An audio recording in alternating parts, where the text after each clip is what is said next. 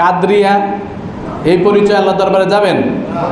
চিস্তিয়া, নকশবন্দিয়া, মুজাদ্দেদিয়া, সাবরিয়া, হ্যাঁ, আহলে হাদিস, শিয়া, মুতাজিলা, কোনো পরিচয় নাই। আমাদের পরিচয় একটাই, আমরা জোরে বলেন, জোরে বলেন, মুসলিম।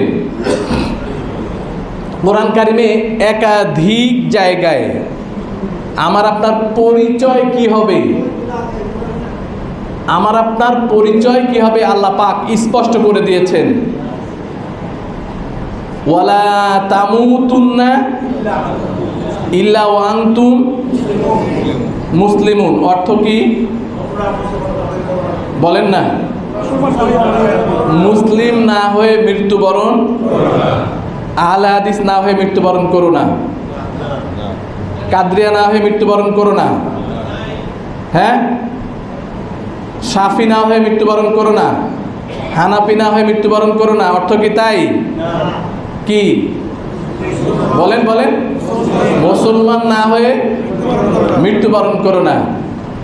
ওমান আহসানু কাওলাম মিম্মান দাআ ইলাল্লাহ ওয়া আমিলা সালিহান ওয়া ক্বালা ইন্নানি মিনাল মুসলিমিন।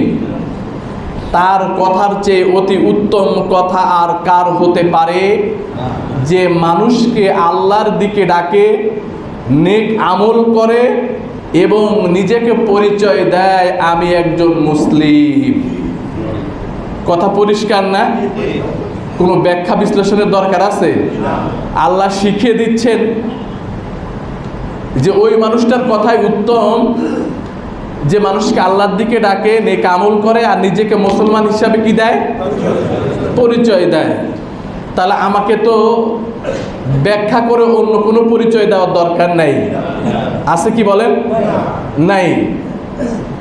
আবার আল্লাহ পাক আরেক জায়গায় দোয়া শিখিয়েছেন, রব্বি আউজি'নি আন আশকুরা নি'মাতাকাল্লাতী আন'আমতা আলাইয়া ওয়া আলা ওয়ালিদাইয়া ওয়া আন আ'মালা সালিহান তারদাহ ওয়া আসলিহ লি ফি যুররিয়াতি ইন্নী তুবতু ইলাইকা ওয়া ইন্নী মিনাল মুসলিমিন।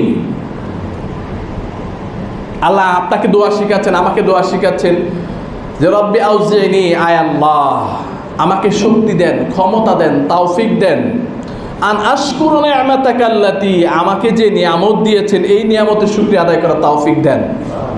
আয় আল্লাহ আমার বাবা মায়ের মাধ্যমে আমাকে যে নিয়ামত দিয়েছেন ওই নিয়ামতের শুকরিয়া আদায় করারও তৌফিক দেন। যে নেক আমল আপনি পছন্দ করেন এমন নেক আমল আমাকে বেশি বেশি করার তৌফিক দেন। আমার সন্তানদেরকে নেক সন্তান বানায় দেন। আমাকে তওবাকারী হিসাবে কবুল করেন, আমাকে মুসলমান হিসাবে কবুল করেন। সুবহানাল্লাহ বলবেন না?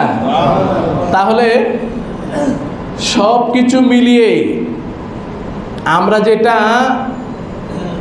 সিদ্ধান্তে উপনীত হলাম, আমার পরিচয় আপনার পরিচয় মুসলিম, এর বাইরে কোনো পরিচয় আমাদের নাই, আমরা দিতেও চাই না। আপনি ব্যাখ্যা করে আপনি বলবেন, আহলে হাদিস ব্যাখ্যা করবেন, হানাফি ব্যাখ্যা করবেন, শাফি ব্যাখ্যা করবেন, আল্লাহ ব্যাখ্যা বুঝে না, রসুল ব্যাখ্যা বুঝে না, তো আপনি ব্যাখ্যা করতে গেলেন কেন? যেখানে আল্লাহ সরাসরি পরিষ্কার আপনার পরিচয় দিয়ে দিয়েছে আপনি মুসলিম, সেখানে ব্যাখ্যা করে আপনাকে অন্য কোনো পরিচয় দেওয়ার দরকার। যারা দিবে তাদের পরিচয় মুসলিমদের সাথে থাকবে না, ঠিক কি না? যারা দাবি করবে আমি মুসলিম, পরিচয় দিতে চাই মুসলিম, আল্লাহ তাদেরকে মুসলমান হিসাবে